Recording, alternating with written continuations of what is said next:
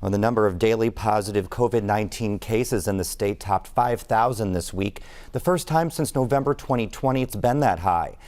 Hospitalizations climbed above 2,600 Thursday. That's the most Hoosiers hospitalized with the virus since early January. The state has also added 22 new deaths, bringing the total COVID-19 death count to 14,330. Monroe County remains just one of 3 counties in the state in the yellow advisory. We're joined now by Brian Shockney, the president of IU Health South Central Region. Hi, Brian. You were just on the weekly community press conference earlier today. Did any new recommendations come out of that based on these rising COVID numbers, or what are the main concerns right now? Yeah, no additional recommendations. Our main concerns are vaccinations, getting people vaccinated. We currently have had to postpone surgeries again. We've had to reduce services to our patients in our community who really need them to be able to take those caregivers to the bedside to care for COVID-19 patients who are very, very sick. You know, you mentioned suspending elective surgeries due to the increased COVID hospitalization. Just how stressed are the hospitals at this point?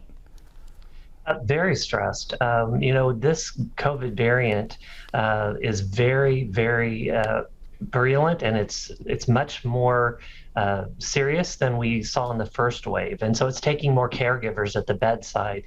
You know, we currently have 54 hospitalized individuals, and 11 of those are in ICU just in the South Central region, and we've got 8 of those who are currently on ventilators.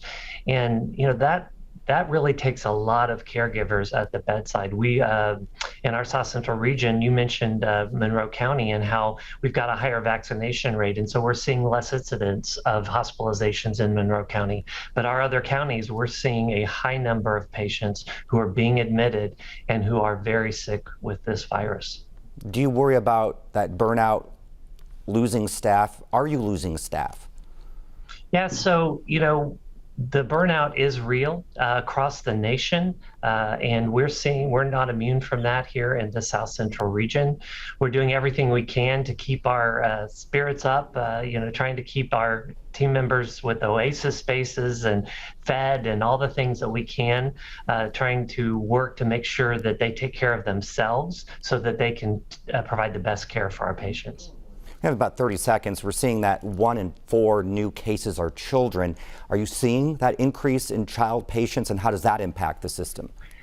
Yes, we are seeing that for the first time. Our elite Children's Hospital is seeing admissions that they didn't see in the first wave. And here in the South Central region, our pediatric offices are seeing a lot of infections. We stood up a testing site at our Miller Drive Community Health Facility just because of that. All right, Brian, thanks so much for your time.